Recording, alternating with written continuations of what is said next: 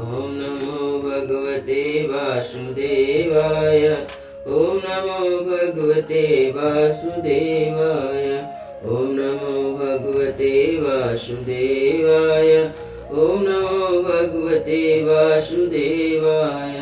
ओम नमो भगवते वासुदेवाय। श्री सुख सुधा सागर श्री भागवतम महात्मा। धुंधकारी को प्रेत योनि की प्राप्ति और उससे उद्धार। एपिसोड 5। सूत जी कहते हैं, सनक जी, पिता के वन चले जाने पर एक दिन धुंधकारी ने अपनी माता को बहुत पीटा और कहा, बता धन कहाँ रखा है, नहीं तो तेरी अभी जलती लकड़ी से खबर लूंगा। उसकी इस धमकी से डरकर और पुत्र के उपद्रव से दुखी होकर वह रात्रि के समय कुएं में जा गिरी और जिससे उसकी मृत्यु हो गई। योगनिष्ठ गोकर्ण जी तीर्थ यात्रा के लिए निकल गए। उन्हें इस घटनाओं से कोई दुख या सुख नहीं होता था, क्योंकि उनका ना कोई मित्र था न शत्रु। धुंधकारी 5 वेश्याओं के साथ घर में रहने लगा। उसके लिए भोग सामग्री जुटाने की चिंता उसकी बुद्धि नष्ट कर दी। वह नाना प्रकार के अत्यंत कुरुकर्म करने लगा। एक दिन उन कुलटाओं ने उससे बहुत से गहने मांगे। वह तो काम से अंधा हो रहा था, मौत की उसे कभी याद नहीं आती थी। बस उसने जुटाने के लिए वह घर से निकल पड़ा। वह जहाँ तहाँ से बहुत सा धन चुरा कर लौट कर आया और उन्हें कुछ सुंदर वस्त्र और आभूषण लेकर लाकर दिए। चोरी का बहुत मान देखकर रात्रि के समय स्त्रियों ने विचार किया, यह नित्य चोरी करता है, इसलिए इसे किसी दिन अवश्य राजा पकड़ लेगा। राजा यह सारा धन छीन कर इसे निश्चय ही प्राण धन देगा। जब एक दिन इसे मरना है तो हम ही धन की रक्षा के लिए गुप्त रूप से इसकी क्यों न मार डालें। इस तरह मारकर हम माल पत्ता लेकर जहाँ कहीं चली जाएंगी। ऐसा निश्चय कर उन्होंने सोई हुए धुंधकारी को रस्सियों से कस दिया। उसके गले में फांसी लगाकर मारने का प्रयत्न किया। इससे वह जल्दी ना मरा तो उन्हें बड़ी चिंता हुई। तब उन्होंने उसके मुंह पर बहुत से दहकते अंगारे डाले, जिससे वह अग्नि की लपटों में छटपटा कर मर गया। उन्होंने उसके शरीर को गड्ढे में डाल दिया। सच है, उनके इस कृत्य का किसी को भी पता ना चला। लोगों के पूछने पर कह देती थी कि हमारे प्रियतम पैसे के लोभ से अब की बार कहीं दूर चले गए हैं, इसी वर्ष के अंदर लौट आएंगे। बुद्धिमान पुरुषों को दुष्टा स्त्रियों का कभी भी विश्वास न करना चाहिए। जो इसकी वाणी तो अमृत के समान कामियों के हृदय को रस का संचार करती है, किंतु हृदय छुरे की धार के समान तीक्ष्ण होती है। एक उल्टा धुंधकारी की सारी संपत्ति समेट कर वहां से चंपत हो गई। उनके ऐसा ना जाने कितने पति थे और धुंधकारी अपने कुकर्मों के कारण भयंकर प्रेत हुआ। वह बाउंडर के रूप में सर्वदा दसों दिशाओं में भटकता रहता। शीत घाम से संताप और भूख प्यास से व्याकुल होने के कारण हादेव चिल्लाता रहता था, परंतु उसे कहीं भी कोई आश्रय न मिला। कुछ काल बीतने पर गोकर्ण ने लोगों के मुख से धुंधकारी की मृत्यु का समाचार सुना। तब उसे अनाथ समझकर उन्होंने उनका गया जी में श्राद्ध किया और भी जहाँ जहाँ जाते थे उनका श्राद्ध अवश्य करते थे। इस प्रकार घूमते घामते गोकर्ण जी अपने नगर आए और रात्रि के समय दूसरों की दृष्टि से बचकर सीधे अपने घर के आंगन में सोने के लिए पहुँचे। वहाँ उन्होंने अपने भाई को सोया देख आधी रात के समय धुंधकारी अपना बड़ा विकट रूप पैदा दिखाया। वह कभी भेड़िया, कभी हाथी, कभी भैंसा, कभी इंद्र, कभी अग्नि का रूप धारण करता। अंत वह मनुष्य के आकार में प्रकट हुआ। ये विपरीत अवस्थाएं देखकर गोकर्ण ने निश्चय किया, यह कोई दुर्गति को प्राप्त हुआ जीव है। तब उन्होंने धैर्य से पूछा। गोकर्ण ने पूछा, तू कौन है और रात्रि के समय ऐसा भयानक रूप क्यों दिखा रहा है? तेरी यह दशा कैसे हुई, हमें बता तो सही। तू प्रेत है, पिशाच है तो कोई राक्षस है? सूत जी कहते हैं, गोकर्ण के इस बार पूछने पर वह बार बार जोर से रोने लगा। उसमें बोलने की शक्ति नहीं थी, इसलिए केवल संकेत मात्र किया। तब गोकर्ण ने अंजनी में जल लेकर उसे अभिमंत्रित करके उस पर छिड़क दिया, जिससे उसके पापों का कुछ शमन हुआ और वह इस प्रकार कहने लगा। प्रेत बोला, मैं तुम्हारा भाई, मेरा नाम धुंधकारी है। मैंने अपने ही दोष से अपना ब्राह्मण तत्व को नष्ट कर दिया। मेरे कुकर्मों की गिनती नहीं की जा सकती। मैं तो महान अज्ञान में चक्कर में काट रहा था। इसी से मैंने लोगों को बड़ी हिंसा की। अंत में उल्टा स्त्रियों ने मुझे तड़पा तड़पा कर मार डाला। इसी से अप्रिय योनि में पड़कर दुर्दशा भोग रहा हूँ।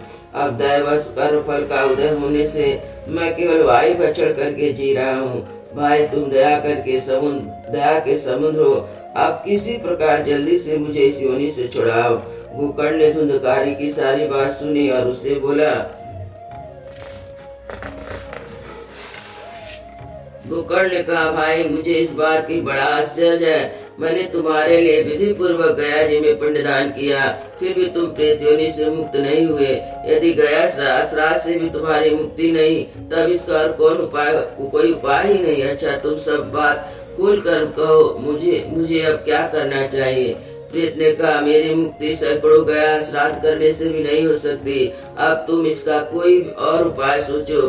प्रेत की आवाज सुनकर गोकर्ण को बड़ा आश्चर्य हुआ। वह कहने लगे, यदि सैकड़ों गया और श्राद्धों से तुम्हारी मुक्ति नहीं हो सकती, तब तो तुम्हारी मुक्ति असंभव ही है। अच्छा अभी तुम निर्भय होकर अपने स्थान पर रहो, मैं विचार करके तुम्हारी मुक्ति के लिए कोई दूसरा उपाय करूंगा।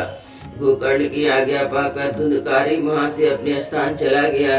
इस प्रकार गोकर्ण ने रात भर विचार किया, तभी उन्हें कोई उपाय नहीं सूझा। प्रातः काल उनको आया देखकर लोग प्रेम से उनसे मिलने आए। तब गोकर्ण ने रात की जो जिस प्रकार हुआ था वह सब उन्हें सुना दिया। उनमें से जो लोग विद्वान योगनिष्ठ ज्ञानी और वेदज्ञ थे, उन्होंने भी अनेक शास्त्रों का उलट पलट देखा, तो भी उनकी मुक्ति का कोई उपाय न मिला। तब सबने यही निश्चय किया कि इस विषय में सूर्य नारायण जो आज्ञा दे वही करना चाहिए। तब गोकर्ण ने अपने तपोबल से सूर्य की गति को रोक दिया और उन्हें स्तुति की, भगवान आप सारे संसार के साक्षी हैं, मैं आपको नमस्कार करता हूँ। आप मुझे कृपा करके धुंधकारी की मुक्ति का साधन बताइए। गोकर्ण ने किया प्रार्थना सुनकर सूर्य देव ने दूर से स्पष्ट शब्दों में कहा, श्रीमद् भागवतम से मुक्ति हो सकती है, इसलिए तुम उसका सप्ताह पारायण करो। सूर्य का धर्म है वचन वहाँ सभी ने सुना। तब सबने यही कहा कि प्रयत्न पूर्वक यही करो, है भी यह साधन बहुत सरल। और गोकर्ण जी तदनुसार निश्चय करके कथा सुनाने के लिए तैयार हो गए। देश और गांव से अनेक लोगों कथा सुनने के लिए आए। बहुत से लंगड़े लूले अंधे बूढ़े और मंद पुरुष भी अपने पापों की निवृत्ति के लिए उद्देश्य से वहां पहुंचे। इस प्रकार वहां इतनी भीड़ हो गई कि उसे देखकर देवताओं को भी आश्चर्य होता था। तब गोकर्ण जी व्यास गद्दी पर बैठकर कथा कहने लगे। तब वह प्रेत भी वहां पहुंचा। इधर उधर बैठने के लिए स्थान ढूंढने लगा। इतने में उसकी दृष्टि एक सीधे रखे 7 गांठ के बांस पर पड़ी। उसी के नीचे के छिद्र में घुसकर वह कथा सुनने के लिए बैठ गया। वायु रूप होने के कारण वह बाहर कहीं बैठ नहीं सकता था, इसलिए बांस में घुस गया। गोकर्ण ने एक वैष्णव ब्राह्मण को मुख्य श्रोता बनाया। प्रथम स्कंद से स्पष्ट स्वर में कथा सुनानी आरंभ कर दी। सायंकाल में जब कथा का विश्राम दिया, तब एक बड़ी विचित्र बात हुई। उस सभासदों के देखते देखते उस बांस की एक गांठ तड़ तड़ शब्द करते हुए फट गई। इस प्रकार दूसरे दिन सायंकाल दूसरी गांठ फटी। तीसरे दिन इस प्रकार 7 दिनों में 7 गांठें फोड़कर धुंधकारी 12 स्कंदों के सुनने से पवित्र होकर प्रेत योनि से मुक्त हो गया और दिव्य रूप धारण करके सबके सामने प्रकट हुआ। उसका मेघ के समान श्याम शरीर पीताम्बर तुलसी की मालाओं से सुशोभित था। सिर पर मनोहर मुकुट, कानों में कमनीय कुंडल झिलमिला रहे थे। उसने तुरंत अपने भाई गोकर्ण को प्रणाम करके कहा, भाई तुमने कृपा करके मुझे प्रेत योनि की यातनाओं से मुक्त कर दिया। ये प्रेत पीड़ा का नाश करने वाले श्रीमद् भागवत की कथा धन्य है तथा श्री कृष्णचंद्र के धाम की प्राप्ति कराने वाला इसका सप्ताह पारायण भी धन्य है। जब सप्ताह श्रवण का योग लगता है तब सब पाप थर्रा उठते हैं। अब यह कथा भागवत की कथा जल्दी हमारा अंत कर देगी। इस प्रकार आग गीली सूखी छोटी बड़ी सब तरह की लकड़ियों को जला डालती है, उसी प्रकार यह सप्ताह श्रवण मन वचन कर्म द्वारा किए गए नए नए पुराने सभी प्रकार के पापों को भस्म कर देती है। विद्वानों ने देवताओं की सभा में कहा कि जो लोग इस भारतवर्ष में भागवतम की कथा नहीं सुनते उनका जन्म वृथा है। भला मोह पूर्वक लालन पालन करके यदि इस अनित्य शरीर को दृष्ट पुष्ट बलवान भी बना दिया तो भी श्रीमद् भागवत की कथा सुने भी नहीं, इसका क्या लाभ हुआ। अस्थियां ही इस शरीर के आधार स्तंभ है, नस नाड़ी रस्सियों से बंधा हुआ है। ऊपर इसके मांस है, रक्त होकर इसे चरमर दिया गया है। इसके प्रत्येक अंग में दुर्गंध आती है, क्योंकि यह तो मलमूत्र का भांडी है। वृद्धावस्था शोक के कारण यह परिणाम दुखमय है। रोगों का तो घर ही ठहरा, निरंतर किसी न किसी कामना से पीड़ित रहता है, कभी इसकी तृप्ति नहीं होती। इसे धारण किए रहना भी एक भार है। इसके रोम रोम में दोष भरे नष्ट होने से इसे एक क्षण भी नहीं लगता। अंत में यदि इसे गाड़ दिया जाता तो इसमें कीड़े पड़ जाते हैं, कोई पशु खा जाता है, विष्ठा हो जाता है और अग्नि जला दिया जाता है, भस्म की ढेरी हो जाता है। ये तीनों ही इनकी गतियां बताई गई है। ऐसे अस्थिर शरीर से मनुष्य विनाशी फल देने वाला काम क्यों नहीं बना लेता? जो अन्न प्रातः काल खाया जाता है, सायंकाल तक बिगड़ जाता है, फिर उसी के रस से पुष्ट हुए शरीर की नित्यता कैसी? इस लोक में सप्ताह श्रवण करने से भगवान की शीघ्र प्राप्ति हो सकती है। अब यह सब प्रकार के दोषों को निवृत्ति के लिए एकमात्र ही साधन है। जो लोग भागवतम की कथा से वंचित हैं, वे तो जल में बुदबुदे और जीवों में मच्छरों के समान केवल मरने के लिए ही पैदा होते हैं। भला जिसके प्रभाव से जड़ और सूखे हुए बांस की गांठें फट सकती हैं, उस भागवतम कथा का श्रवण करने से चित्त की गांठें का खुल जाना कौन सी बड़ी बात है? सप्ताह श्रवण करने से मनुष्य के हृदय की गांठ खुल जाती है, उसके समस्त संशय छिन्न भिन्न हो जाते हैं और सारे कर्म क्षीण हो जाते हैं। यह भागवत कथा रूप तीर्थ संसार के कीचड़ को धोने में बड़ा ही पटु है। विद्वानों का कथन है कि जब तक यह हृदय में स्थित हो जाता तब मनुष्य की मुक्ति निश्चित समझनी चाहिए। जिस समय धुंधकारी ये सब बातें कह रहा था, उसके लिए वैकुंठवासी पार्षदों के सहित एक विमान उतरा। उससे सब और मंडलाकार प्रकाश फैल रहा था। सब लोगों के सामने ही धुंधकारी इस विमान पर चढ़ गया। तब उस विमान पर आए हुए पार्षदों को देखकर उनसे गोकर्ण ने यह बात कही। गोकर्ण ने पूछा, भगवान के प्रिय पार्षदों, यहाँ तो हमारे अनेक शुद्ध हृदय श्रोतागण हैं, उन सब के लिए आप लोगों ने एक साथ बहुत से विमान क्यों नहीं लाए? हम देखते हैं यहाँ आप सभी ने समान रूप से कथा सुनी, फिर फल में इस प्रकार भेद क्यों हुआ, यह बताइए। भगवान के सेवकों ने कहा, इस फल का भेद का कारण इनके श्रवण का भेद ही है। यह ठीक है, इस श्रवण में तो सबने समान रूप से किया, किंतु इनके जैसा मनन नहीं किया। इसी से एक साथ भजन करने पर इनके फल में भेद रहा। इस प्रेत ने 7 दिनों तक निराहार रहकर श्रवण किया तथा सुने हुए विषयों का स्थिर चिंतन से खूब मनन निधि ध्यान भी करता रहा। जो ज्ञान दृढ़ नहीं होता वह व्यर्थ है। इस प्रकार ध्यान न देने से, श्रवण का, संदेश मंत्र का और चित्त की इधर उधर भटकते रहने से जब का भी कोई फल नहीं होता।